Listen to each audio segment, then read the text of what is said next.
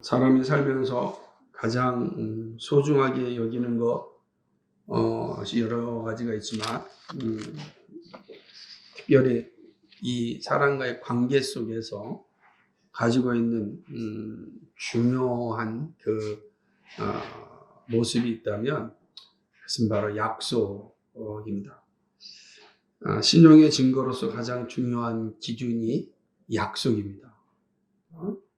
그래서 약속을 지키는 사람을 신용합니다. 약속을 잘 지키는 사람은 어디를 가든지 인정받습니다.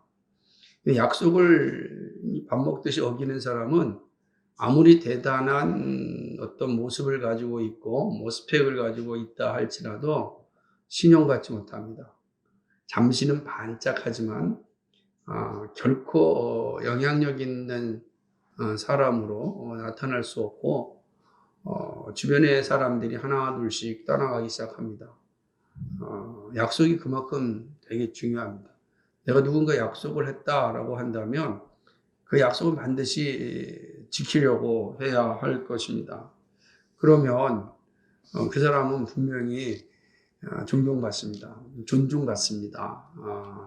그 주변에 사람들이 떠나지 않을 것입니다.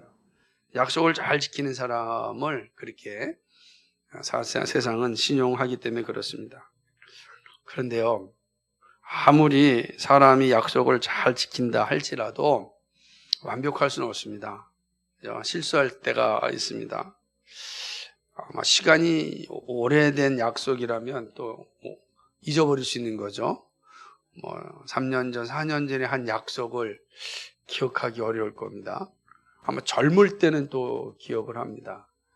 제 어릴 적 기억을 보면 고3 초기에 만났던 한 여학생과 첫눈이 오면 종암동에 그때 이렇게 육교가 있었는데 육교 위에서 만나자 약속을 했습니다. 그래서 첫눈이 올 때 저는 기억하고 정말 열심히 가서 육교에 갔는데 저 혼자만 있었습니다. 잊어버린 건지 아니면 일부러 잊은 건지 몰라요. 어쨌든 그냥 바람을 쌩쌩 맞았던 기억이 납니다. 시간이 오래되면 잊을 수 있어요. 또 기억력이 떨어지면 또 쉽게 잊어지기도 합니다. 그죠? 이거 내가 했나? 안 했나? 이렇게 또 시간이 지나가면 기억력이 떨어질 때는 그 약속이 잘 생각나지 않을 때가 있습니다. 그래서 정말 저 사람 정말 약속에서는 철저한 사람이야 할지라도 때때로는 실수할 때가 있다라고 하는 사실입니다. 근데 하지만 하나님에게는 그런 일이 없습니다. 하나님에게는 그런 실수가 없습니다. 그래서 성경은 이렇게 얘기하죠. 하나님께 서운한 것은 반드시 지키라 이렇게 이야기합니다. 왜냐하면 하나님은 잊어버리지 않기 때문에 그렇습니다. 하나님은 기억력이 떨어지지 않기 때문에 그렇습니다. 하나님에게는 천년이 하루 같고 하루가 천년 같기 때문에 그죠? 하나님과 맺은 약속은 하나님은 정확히 기억하고 있습니다. 그래서 우리가 하나님께 서운하였다고 한다면 어떻게 하시든 간에 지켜야 되는 잊지 말아야 하는 그런 일이 있습니다. 또 우리가 잊으면 하나님이 기억나게 하십니다. 기억나게 하셔서 그 약속을 반드시 지킬 수 있도록 하십니다. 본문은 바로 그런 이야기의 모습을 우리에게 알려주고 있습니다. 본문은요, 오늘 35장은 다시 베델로 돌아온 야곱의 이야기입니다. 다시 베델에서의 모습은 우리에게 참 많은 교훈을 줍니다. 그래서 다시 베델, 이 개념을 한번 잘 생각해 보십시오. 원래 베델은 야곱에게 있어 매우 중요한 장소였습니다. 그런데 한참 시간이 흘러서 다시 베델로 돌아옵니다. 그리고 그곳에서 또 다른 하나님의 은혜를 맛봅니다. 그러니까 베델은 하나님의 문이요 하나님의 집인데 하나님의 집에서 야곱이 누린 복은 하나님의 집에 살고 있는 우리들에게도 매우 중요한 교훈을 주고 있습니다. 자, 그 내용을 차례대로 한번 살펴봅시다. 오늘 35장이 오기 전까지의 내용을 잠시 살펴본다면 야곱이 외삼촌 라반의 집을 떠나서 이제 고향으로 옵니다. 그러다가 야복강 근처에서 형 에서로 인하여서 고민하게 됩니다. 그리고 야복강에서 하나님을 만납니다. 하나님께서 야곱의 이 환도뼈를 쳤지만 하나님께로부터 약속을 받습니다. 담대함을 얻게 되죠. 그래서 종들을 또 자녀들을 자신의 아내를 먼저 보냈던 그 행위를 뒤로하고 자신이 먼저 가서 형 에서를 만나게 됩니다. 야복강에 처음 왔을 때는 두려움과 무서움이 야곱을 엄습하였다면 이제 분열의 아침을 맞이한 야곱에게 있어서는 더 이상 두려움과 무서움이 그를 막고 있지 않았습니다. 담대하게 에서를 만났습니다. 그리고 놀라운 일이 일어나는데 형 에서가 야곱을 기쁨으로 맞이합니다. 야곱의 생각과 전혀 다른 상황이 펼쳐지게 되는 겁니다. 아우야 하면서 맞아주는 에서의 모습을 보게 되는 것입니다. 에서가 야곱을 보면서 내가 너와 함께 다시금 가나안 땅에 갈 때까지 인도해 주겠다라고 할 정도로 에서는 야곱에게 친근감을 보여줍니다. 그러나 야곱은 그러한 은혜를 받기엔 제가 너무 부족합니다. 제가 혼자 가겠습니다 라고 결정합니다. 그리고 형 에서는 세일 땅으로 돌아갑니다. 그리고 야곱은 이제 혼자 가나안 땅 베델로 가게 되는 것입니다. 야곱은 가야 할 곳은 베델이었는데 에서와 헤어지고 난 다음에 숫곳이라고 하는 곳에서 장막을 치고 또 쉬게 됩니다. 머물면 안 되는 곳인데 숫곳에서 머뭅니다. 그러고 난 뒤에 다시금 일어나서 세겜으로 이동을 합니다. 세겜은 요단강 동편으로 가나안 땅에 있는 것입니다. 야곱이 세겜 성에 이르러서 장막을 칩니다. 그리고 아예 거기서 살 목적으로 은 100개를 통하여서 세겜성 주장인 하몰에게 밭을 사게 됩니다. 돈을 주고 이제 부동산을 산 겁니다. 자, 우리가 보통 부동산을 큰 돈을 주고 샀다 그러면 거기에서 이제 머물고자 하는 것이 지극한 일이라고 볼 수가 있는 겁니다. 야곱도 그러하였습니다. 세겜성에 이르러서 바로 이렇게 은 100개로 밭을 사고 그리고 단을 쌌습니다. 밭을 사는 것은 끝나지 않고 단을 쌌다라고 하는 거 이제 거기서 완전 정착하겠다고 하는 의미를 보여줍니다. 하나님께 예배하는 예배 초소를 만들겠다라고 하는 것입니다. 그리고 그 초소를 만든 이후에 그곳을 엘엘로헤이 이스라엘이라고 이름을 붙입니다. 이 말은 강한 하나님, 이스라엘의 하나님이라고 하는 뜻입니다. 이것이 창세기 33장의 내용입니다. 그래서 창세기 33장까지는 지금 이 야곱이 야복강을 건너서 에서를 만나고 그리고 숫곳에 머물다가 세겜성에 와서 세겜에서 땅을 사고 예배초소를 만들고 그것을 엘엘로이 이스라엘이라고 하는 이름을 지면서 머물게 됩니다. 문제는 여기서부터 일어나기 시작합니다. 여러분 이 장면을 잘 기억하셔야 돼요. 제가 말씀드렸듯이 창세기 33장 19절 말씀은 은 100개로 세겜 땅을 사고 단을 쌓은 장면입니다. 자, 지금 야곱이 가야 할 곳은 세겜성이 아닙니다. 베델입니다. 근데 지금 세겜에 머뭅니다.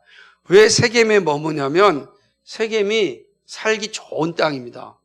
목축하는데 이렇게 좋은 땅이 없습니다. 나중에 이제 살펴보겠지만은 이스라엘 백성들이 가나안 땅 베델로 올라가서도 나중에 이 양떼를 치고 목축을 할 때는 어떤 일을 하냐면 세겜까지 내려와 가지고서 양떼를 칩니다.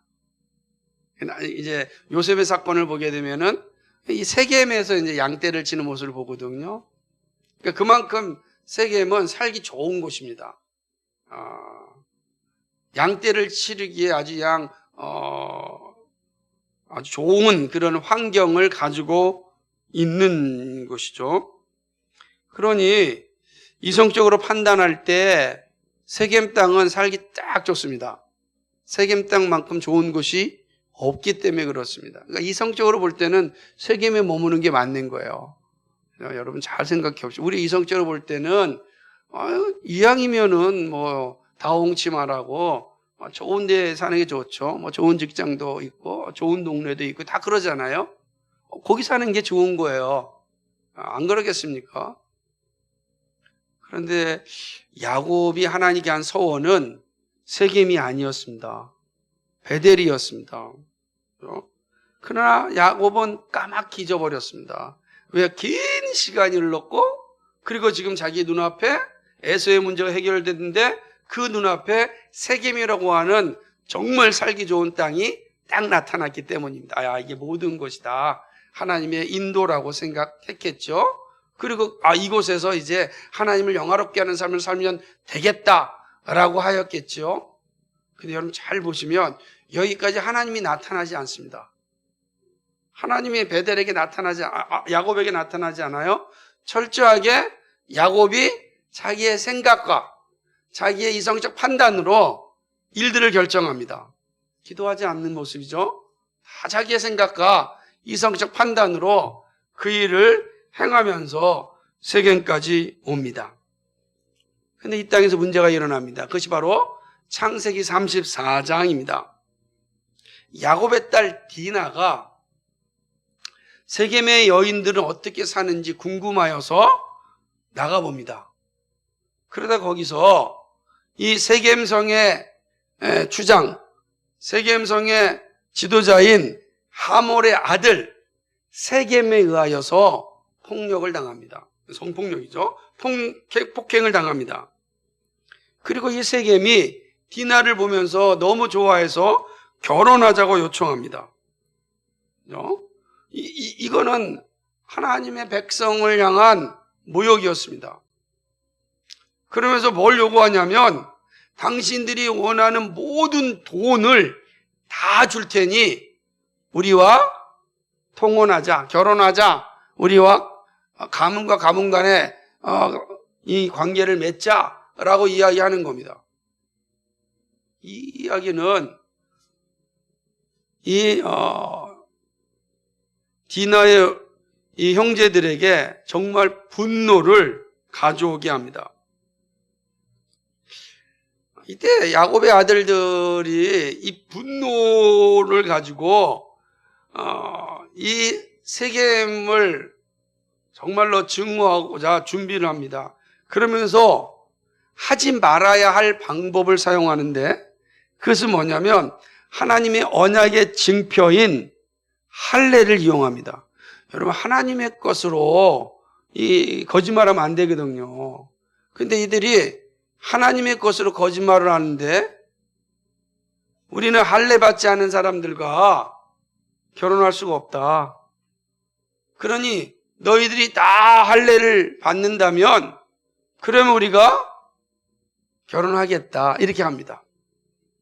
그러자 하몰과 세겜은 그 말을 듣고서 좋다 하고 세겜성의 모든 남자들을 다 할례를 받게 합니다. 할례를 받은 지 3일쯤 되는 때였습니다. 디나의 오빠인 시므온과 레위가 세겜성을 습격합니다. 그리고 세겜에 있는 모든 남자들을 다 죽입니다. 끔찍한 살육이 일어난 겁니다. 할례를 받은 남자들은 어떤 일도 하지 못하고 그 자리에서 죽임을 당하게 되는 겁니다. 거기에 하몰도 세겜도 똑같이 죽습니다. 그런 후에 야곱의 아들들이 세겜성을 약탈합니다. 사람을 죽이고 그 성을 약탈합니다. 진짜로 해서는 안 될 일들을 지금 이들이 하고 있는 것입니다. 참으로 끔찍한 일들이 세겜성에서 일어났습니다. 이 사실을 야곱이 듣습니다. 그리고 아들들을 불러놓고 책망을 합니다. 너희들이 한 행위가 나에게 화를 끼치게 하였다는 거예요. 무슨 말이냐면 너희들이 세겜성에 한 이야기들이 지금 가나안에 있는 모든 민족들에게 알려졌다. 그로 인하여 그들들이 우리를 주시할 것이고 우리를 미워할 것이고 틈만 나면 우리를 죽이려고 할 것이다. 이것이 너희들의 잘못이다 라고 책망을 합니다. 그러자 이 이야기를 들었던 야곱의 아들들이 아버지에게 이렇게 답변을 합니다. 아버지, 그럼 우리 누이를 창기같이 대우함이 옳습니까? 34장 31절 말씀. 옳습니까? 그리고 마칩니다. 그리고 34장이 끝납니다. 가타부타 이야기가 없어요. 끝납니다. 우리가 얼마든지 생각할 수 있는 것은 야곱은 딸 디나의 사건에 대하여 어떤 말도 하지 않았습니다. 침묵하였습니다.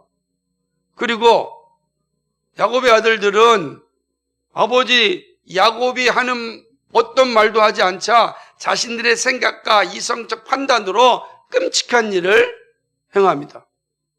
세겜성까지 일어난 일들은 하나님의 인도하심이라고 볼 수 있는 일들이 하나도 없습니다. 다 자신들의 이성적 판단과 결정으로 이루어지는 일들이었습니다. 그러므로 끔찍한 일들이 그 앞에 벌어지고 만 것입니다. 있으면 안 될 곳에 있었기 때문에 생긴 겁니다. 죄의 자리에 있으면 안 되는데 죄의 자리에 있으면 반드시 죄를 짓게 되듯이 있으면 안 되는 자리에 있었기에 일어난 그런 아픔이었습니다. 야곱은 이 아들들의 항변에 아무 말도 할 수가 없었습니다. 야곱이 집안의 가장인데 아들들이 하나님의 언약을 이용하여 거짓을 행하는 모습에 침묵하였습니다. 그것은 아니다라고 해야 되는데 야곱은 침묵하였습니다. 결국 이 일로 인하여 야곱의 생애에 참으로 가장 뼈아픈 사건을 맞이하게 됩니다. 이 세겜 사건 후에 오늘 우리가 읽은 본문 말씀이 시작됩니다. 언제 일어난지는 모릅니다. 근데 하나님께서 야곱에게 나타나십니다. 이 세겜성 사건 이후에 하나님이 야곱에게 나타나십니다. 그리고 이렇게 말씀하십니다. 세겜을 떠나 베델로 가라는 겁니다. 자, 세겜은 가장 살기 좋은 땅입니다. 그러나 살육의 장소가 되어버렸습니다. 거기를 떠나 베델로 가라라고 말씀합니다. 여러분 한번 생각해 보십시오. 지금 세겜의 남자들이 다 죽었습니다. 거기는 모든 물 약탈하였습니다. 거기는 곡창지대입니다. 얼마나 좋은 기회입니까? 세겜을 이제는 수중에 가져올 수 있는 철호의 기회가 아닙니까? 이제는 거기에서 야곱의 성을 쌓고 야곱의 나라를 만들고 그런 기회가 바로 눈앞에 온 겁니다. 힘 들이지 않고 한 나라를 정치할 수 있는 기회가 왔습니다. 고생하지 않고 가문을 세울 수 있습니다. 이 말씀드렸듯이 창세기 37장 12절을 보게 되면 베델로 올라간 이들이 세겜에 와서 양떼를 칠 정도입니다. 그러니 얼마나 좋은 곳이에요. 그러나 여러분, 세겜은 하나님이 약속하신 땅이 아닙니다. 여러분, 이걸 우리가 기억해야 돼요. 이 땅이 아무리 좋아도 이 땅은 하나님이 약속한 땅이 아닙니다. 잠시는 좋아 보여도 약속받지 않은 땅에는 반드시 진노와 심판이 임하게 되어 있습니다. 하나님은 그 땅이 아니다 라고 이야기합니다. 하나님이 야곱이 하나님께 약속한 곳은 베델입니다. 창세기 28장 21절 22절을 보며 이렇게 기록하고 있습니다. 나로 평안히 아비 집으로 돌아가게 하시오면 여호와께서 나의 하나님이 되실 것이요 내가 기둥으로 세운 이 돌이 하나님의 전이 될 것이요 하나님께서 내게 주신 모든 곳에서 10분의 1을 내가 반드시 하나님께 드리겠나이다 하였더라. 베델에서 한 내용입니다. 나로 평안히 아비 집으로 돌아가게 하시오면, 이 베델에서 한 약속이에요. 베델. 이 사건을 하나님 기억하신 것입니다. 하나님은 야곱의 소원을 들으셨고 기억하십니다. 그리고 세겜 땅에 머물고 있던 야곱을 부르시는 겁니다. 세겜 땅에 머물고 있었던 야곱에게 딸 디나의 석권을 통하여서 베델을 기억나게 하신 겁니다. 지금 창세기 28장과 창세기 35장의 차이는 수십 년이 흐른 상황이란 말이에요. 이 상황 가운데 하나님께서 베델을 기억나게 하십니다. 자, 우리가 약속을 잊어버릴 때 하나님께서 약속을 기억나게 하셔서 그 약속을 지키게 하신 거예요. 왜요? 그 약속을 지킬 때 하나님의 복이 임하기 때문에 그렇습니다. 베델로 이동하려는 야곱은 그동안 아내와 집안의 모든 사람들이 가지고 있던 우상들을 다 상수리 나무 아래 묶어 떠납니다. 자, 그럼 잘 보세요. 베델 전까지 지금 이들에게 뭐가 있었어요? 우상이 있었다고요. 베델은 어떤 곳입니까? 하나님의 집이에요. 하나님의 집으로 들어가는 이들에게 야곱이 결정한 내용이 뭡니까? 모든 우상을 내어버리라. 다 버리라는 거예요. 옛날이나 지금이나 우상단지들은요, 고급스러운 게 많습니다. 내어버리라. 라고 이야기합니다. 야곱은 하나님의 자신들과 함께함을 확신하고 베델로 갑니다. 베델로 가는 길목에는 다른 가나안 족속들이 있었습니다. 이미 야곱의 아들들의 사건을 통하여서 야곱은 불안해했습니다. 왜냐하면 가나안에 있는 많은 족속들이 지금 야곱을 향하여서 눈을 부르뜨고 있었기 때문에 그렇습니다. 기회만 있으면 야곱을 치려고 하는 겁니다. 그런데 야곱이 세겜을 버리고 베델로 올라가고자 할 때 주변에 있던 많은 가나안 족속들이 야곱의 아들들을 추격하지 않습니다. 그들이 베델로 올라가도록 그대로 내버려 둡니다. 누가 그렇게 하셨습니까? 하나님이 하신 겁니다. 하나님이 나타나자 그 다음부터는 일이 다르게 진행되는 겁니다. 야곱은 베델로 올라가는 길에 이제는 하나님의 뜻에 따라 하나님의 말씀에 순종하여 그 길을 걸어가는 겁니다. 야곱은 베델에 단을 쌓고 엘 베델이라고 부릅니다. 베델의 하나님이란 뜻입니다. 베델에 도착한 후 리브가의 유모인 드보라가 죽습니다. 왜 갑자기 이 베델 사건을 이야기하면서 드보라의 이야기를 이야기하고 있는가? 8절에 보면 리브가의 유모 드보라가 죽음에 라고 기록하고 있습니다. 여러분 갑자기 성경을 보면서 야곱의 이야기가 쭉 나오는데 갑자기 리브가의 유모 드보라의 죽음 이야기가 왜 기록되었을까? 이 장면은 이제 야곱의 시대가 끝나가고 있다라는 것을 보여주는 겁니다. 그죠? 그 사실을 보여주는 거예요. 그죠? 리브가의 유모 드보라가 죽음으로 이제 이 엄청난 나이를 많이 먹은 분이겠죠. 보통 180 정도 먹었겠다 이렇게 기록하고 있는데 이제 야곱을 키웠던 그 드보라가 죽습니다. 야곱의 시대가 끝나가고 있음을 보여주는 상징적인 모습이라고 할 수가 있는 것입니다. 이제 베델에 돌아온 야곱에게 또 놀라운 일들이 일어납니다. 하나님께서 나타나십니다.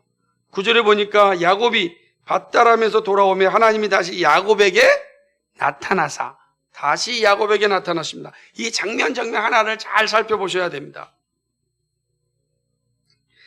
그리고 하나님께서 야곱에게 놀라운 말씀을 선언합니다. 그것은 그의 이름을 확인합니다. 너의 이름이 무엇이냐? 야곱입니다. 이제 야곱이라 하지 말고 이스라엘이라 하라. 이거 어디서 줬던 말씀입니까?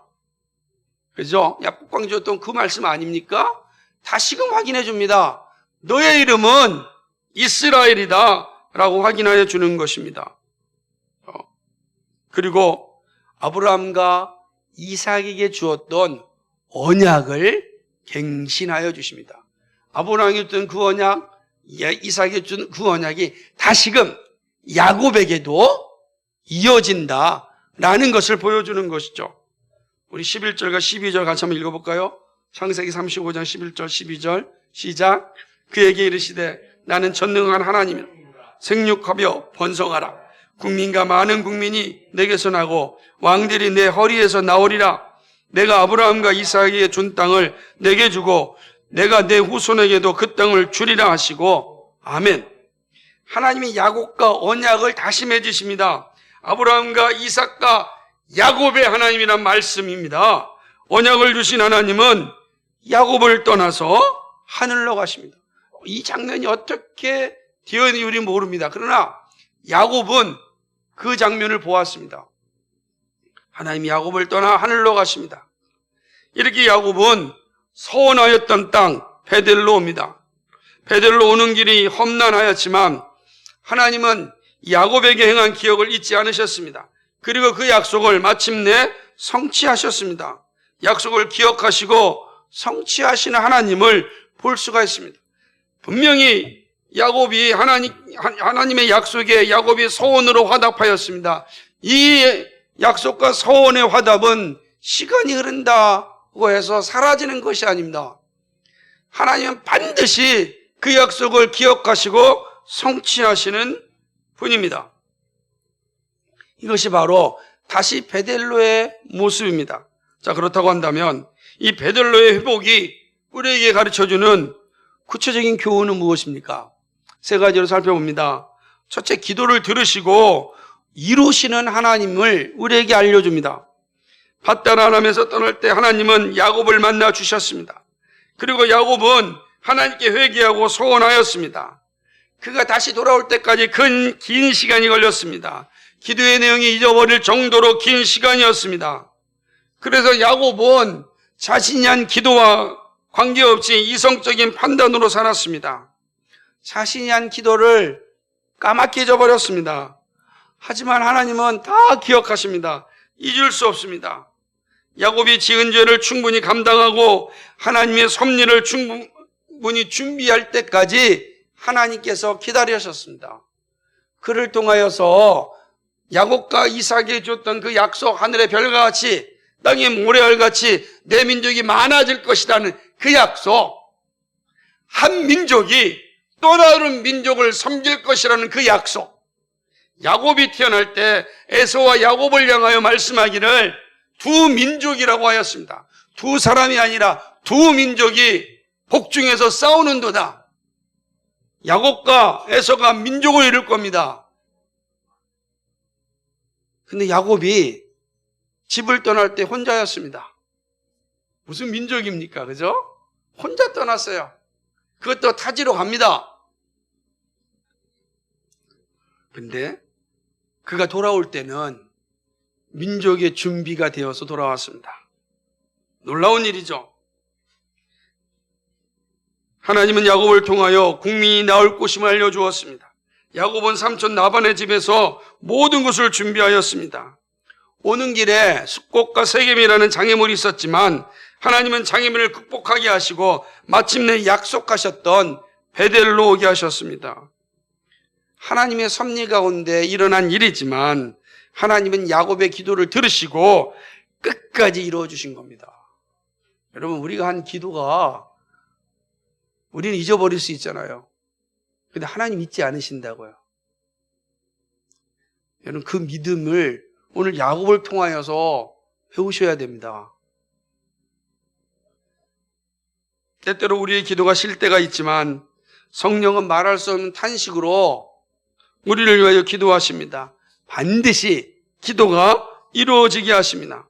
더구나 하나님 앞에 한 소원은 반드시 성취됩니다. 그래서 여러분 함부로 서원해서도 안 되지만 서원한 것은 해로울지라도 지켜야 합니다. 여러분이 지키지 않으면 하나님 반드시 지킬 수 있게 하십니다. 근데 그 방법이 디나의 사건과 같은 아픔을 통하여서 지켜지게 된다면 얼마나 끔찍한 일이겠습니까? 그렇지 않겠습니까? 그리고 여러분이 하나님께 기도하고 하나님께 서원한 것은 해로울지라도 지키셔야 됩니다. 여러분이 한 기도는 반드시 성취하십니다. 그 하나님의 약속입니다. 그 사건을 야곱을 통하여서 우리에게 보여주시는 것입니다. 예수님이 우리에게 오신 이유가 무엇입니까? 우리의 약속을 온전히 성취하시기 위함이 아닙니까? 오늘 이 사실을 여러분 잊지 마시기 바랍니다. 두 번째는 그리스도인은 우상과 함께 살 수 없습니다. 베델로 올라가게 하시는 하나님은 야곱에게 깨끗함을 요구하십니다. 베델은 하나님의 집입니다. 하나님의 집에 들어가 살려면 거룩해야 됩니다. 이전에 가지고 있던 우상들을 가지고 살 수 없습니다.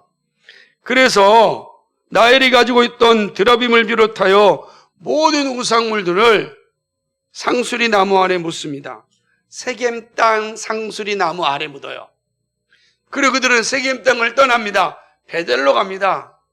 이 장면도 중요한 거예요. 베델에 가서 묻는 게 아니라 세겜 땅에 묻고 그들은 베델로 갑니다. 거룩한 하나님의 집에 들어갈 때 깨끗함을 말씀하는 겁니다.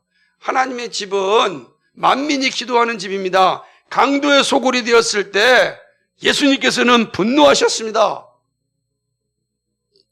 이게 야곱의 모습에서 동일하게 나타나는 거예요. 베들로 가기 전에 그들이 의지하였던 모든 우상들을 다 버리는 겁니다. 제가 금요일 날 설교에도 말씀드렸듯이 점치는 분들이 나와가지고 이렇게 인터뷰하면서 왜 우리들을 뭐라 그러냐, 여러분 가운데 점 안 본 사람이 한 사람이라도 있느냐, 이렇게 항변하였습니다. 거기에 그리스도인도 포함된 내용이라고 그들은 말하는 겁니다. 가끔씩 우스갯소리로 점 보러 갔더니 당신은 교회 다녀야 됩니다 라고 이야기를 들었다고 자랑합니다. 이게 무슨 창피입니까? 네? 저랑 정말 가까이 있었던 한 사람이 저한테 해준 말이에요. 자기도 그랬다는 거예요. 나는 진짜 그게 웃을 소리가 아니잖아요. 우스울 소리가. 참 가슴이 찢어지는 거예요. 가슴이 아파지는 거예요. 그러니까 평일날은 점집 가고 주일날은 교회 오는 이 끔찍한 일이 실제로 벌어지고 있는 겁니다. 그러니 얼마나 세상이 우습게 보겠습니까? 우리를 얼마나 가증스럽게 보겠습니까? 주일날에는 예수 믿는다고 얘기하지만 너 평일날 나한테 와서 점 보지 않느냐라고 말하고 있지 않습니까? 젊은이들이요, 타로점은요 장난이라고 놀이라고 생각하지 마십시오. 다 사단의 올무입니다.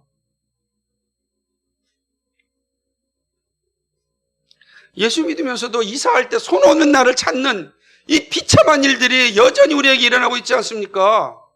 이게 무슨 일입니까 도대체? 그러니 세상에 교회가 영향력이 없는 거예요. 그리스도인이 영향력이 없는 겁니다. 그래서 지금 이 시대를 통해서 우리를 각성시키고 있는 겁니다. 지금 하나님께서 내리막길을 가고 있는 교회를 향하여 각성시키고 있는 겁니다. 너희도 그러냐? 너희도 그러냐? 이렇게 묻고 있는 겁니다. 너희도 그러냐? 여러분 그렇습니까? 베델로 들어가기 위해선, 하나님의 집으로 들어가기 위해선 버려야 됩니다. 버리지 않고는 거룩한 하나님의 집에 들어갈 수가 없습니다. 버려야 합니다. 철저하게 버려야 합니다. 왜요? 천지를 창조하신 하나님이 우리의 주님이신데 무엇이 두렵습니까?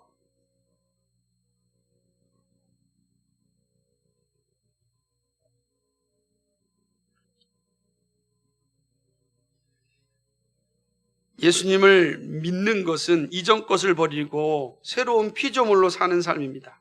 이전에 즐기던 세상의 일을 버리는 일입니다. 이 일은요, 쉽지 않습니다. 평생 습관을 어째 한순간에 버릴 수 있겠습니까? 그래서 예수님을 믿고도 오랜 시간 옛 습관에 빠져 사는 것입니다. 점도 보고 부족도 가지고 삽니다. 사람이 참 안 변합니다. 참 무서운 습관입니다. 영적인 습관도 삶도 그러합니다. 회개하고 복음을 믿으라고 하였지만 복음 듣기를 좋아하지 않습니다. 성경 읽는 일과 듣는 일에 열심을 내지 않습니다. 말씀을 내 것으로 만들어야 하는데 관심이 없습니다. 조금만 힘들면 샤머니즘과 체험신앙으로 돌아갑니다.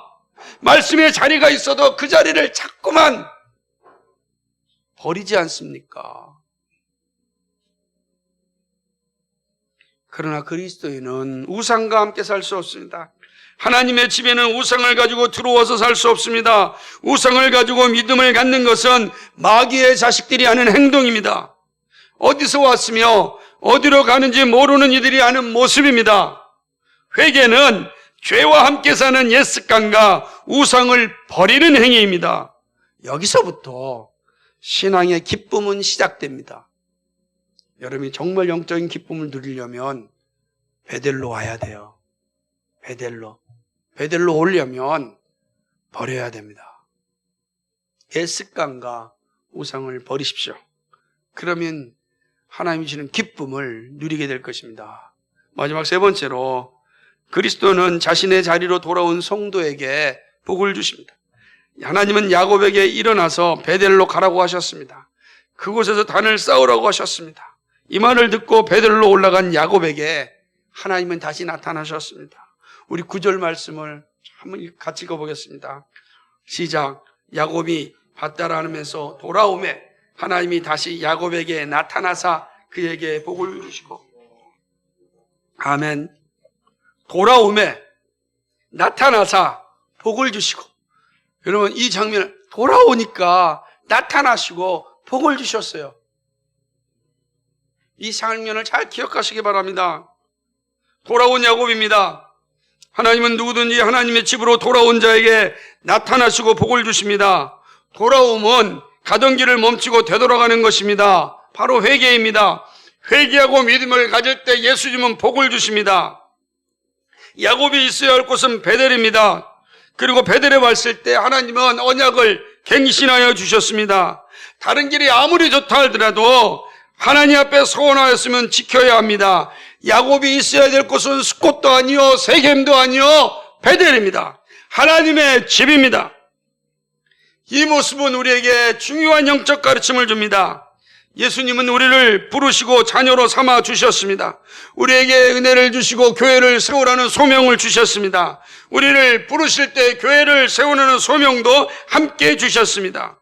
그 소명을 감당할 수 있도록 여러분 각자에게 재능과 은사를 주셨습니다. 삶의 영역에서 열매를 맺고 교회를 세우는 일에 봉사할 수 있는 능력을 주셨습니다. 그런데 시간이 지나면 세상이 참 좋아집니다. 그죠? 세상이 좋아져요. 옛날 어르신들은 인터넷도 없고 TV도 없었기 때문에 그냥 대한민국이 전부인 줄 알고 살았어요. 대한민국뿐만 아니라 자기가 살고 있는 동네가 전 세계의 중심인 줄 알고 살았습니다. 그러니 거기에서 모든 행복을 누렸습니다. 그런데 이 문화가 발전하고 이 정보가 많아지면서 내가 세계의 중심에 있는 것이 아니라 세계의 변방에 있다고 생각하게 됩니다. 그리고 보여지는 세계가 너무 찬란하고 멋있습니다. 자꾸만 세상이 좋아지는 겁니다. 왜 나는 자꾸만 변방에 있고 저 중심인 세상을 못 보는가? 이런 생각을 갖게 합니다. 그렇지 않습니까? 내가 지금 세상의 중심에 있는데 중심이 없다는 생각을 갖게 되는 거죠. 그러면 점점 세상을 향하게 됩니다. 주님이 주신 소명이 희미해집니다. 가정을 꾸리고 자녀를 키우고 직장 생활을 하면서 주님의 부르심을 잊어버립니다. 한때는 정말 열심히 교회에서 봉사했습니다. 이런 말을 합니다. 한때는. 그럼 지금 안 한다고 하는 뜻 아닙니까? 왜 안 하십니까? 근데 더불어 이렇게 말할 때 은혜의 시간입니다. 내가 한때는 정말 열심히 봉사했어 라고 하는 그 말이 생각나는 순간, 그 말이 내 안에서 들려지는 순간 기회가 주어진 거예요. 은혜의 기회가 온 것입니다. 이 생각이 든다면 회복할 기회입니다. 다시 돌아올 기회입니다. 주님께 돌아올 때 복을 받습니다. 언약이 갱신됩니다. 약속하심이 다시 시작됩니다. 야곱에게 준 약속은 예수님 안에서 우리에게 주어졌습니다. 다시금 부르심의 자리로 돌아와야 합니다. 하나님이 주신 은혜를 회복해야 합니다. 여러분, 하나님께서 여러분이 주시는 은혜가 풍성합니다. 그 은혜를 세상의 일을 위하여 사용하지 마시고 세상에 다 버리지 마시고 하나님을 영화롭게 하는 자리에 서십시오. 여러분 왜 기도하셨습니까? 여러분 잘 생각해 보십시오. 여러분이 하나님을 믿고 예수님을 믿고 기도할 때 어떻게 간구하셨습니까? 어떻게 간구하셨습니까? 예? 간절히 여러분 부르지 않았습니까? 하나님 저를 이렇게 도와주신다고 한다면 저는 하나님의 나라를 위하여 이렇게 살겠습니다. 말씀하지 않았습니까? 근데 그거 좀 기억하십니까?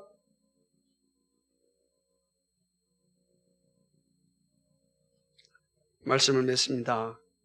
야곱이 베델로 돌아오기까지 긴 시간이 걸렸습니다. 그의 삶에도 엄청난 변화가 있었습니다. 혼자 떠났는데 다시 돌아올 때는 아내와 자녀와 종들이 함께하였습니다. 대식구가 돌아왔습니다. 하란에서부터 긴 시간이 걸렸지만 베델로 돌아왔습니다. 베델은 하나님이 만나주시고 하나님께 소원한 장소입니다. 다시 돌아온 야곱에게 하나님은 기꺼이 나타나시고 언약을 갱신하여 주었습니다. 하나님은 긴 시간 동안 약속을 기억하셨습니다. 야곱이 다시 베델로 돌아올 때까지 함께 하시고 인도하여 주셨습니다. 다시 베델로 온 야곱은 다른 사람이 되었습니다. 육적인 변화뿐만 아니라 영적으로도 정결하였습니다. 하나님은 이러한 야곱에게 언약을 갱신하여 주셨습니다. 야곱에게 주어진 언약은 예수님을 믿는 우리 모두에게 주어집니다. 언약의 갱신이 예수님 안에서 성취되었습니다. 이제 누구라도 예수님을 믿으면 야곱에게 주어진 언약을 누리게 됩니다. 야곱이 이스라엘이 됐듯이 우리는 예수 그리스도로 말미암아 그리스도인이 되었습니다. 생육하고 번성하는 축복이 예수님 안에 있습니다. 우리는 그리스도를 머리로 하는 한 가족입니다. 예수 믿는 자들이 온 세상 가운데 번성하였습니다. 하나님의 나라가 우리에게 주어졌습니다. 새하늘과 새 땅이 예수님을 믿는 자들에게 선물로 주셨습니다. 야곱의 언약의 성취는 갱신은 예수님 안에서 완성됩니다. 누구든지 예수님께로 돌아오면 하늘의 복을 누립니다. 예수님 이렇게 말씀하셨습니다. 수고하고 무거운 짐진 자들아 다 내게로 오라. 내가 너희를 쉬게 하리라. 사랑하는 여러분, 예수님 안에서 쉼을 얻으십시오. 예수님이 주신 복을 누리십시오. 예수님 안에서 정결함을 가지십시오. 이 세상이 아무리 아름답게 보인다 할지라도 거기 구원이 없습니다. 이 세상이 아무리 거대하게 보인다 할지라도 사라질 것입니다. 이 세상이 아무리 많은 유혹을 한다 할지라도 다 거짓입니다. 왜냐하면 우리에게 새 생명을 주지 못하기 때문에 그렇습니다.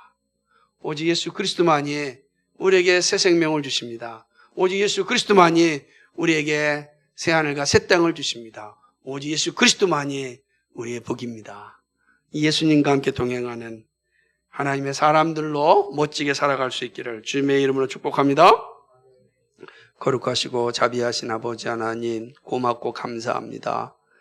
거룩한 주일날 주의 말씀을 나눕니다. 주께서 이 말씀 가운데 함께하여 주시고 오늘 들은 말씀이 우리의 삶에 잘 박힌 못이 되어서 우리의 일생을 살아가는데 중요한 표지판이 될 수 있도록 인도하여 주시옵소서. 하나님의 집에 들어온 우리에게 하나님의 은혜를 잊지 않게 해 주시옵시고 하나님이 주신 그 은혜를 기억하여 살게 하여 주시옵소서. 하나님, 기회가 왔을 때 그 기회를 사용하여 주를 영화롭게 하고 주님이 주신 복을 마음껏 누리는 우리 모두가 되게 하여 주옵소서. 예수 그리스도님 받들어 기도하옵나이다. 아멘.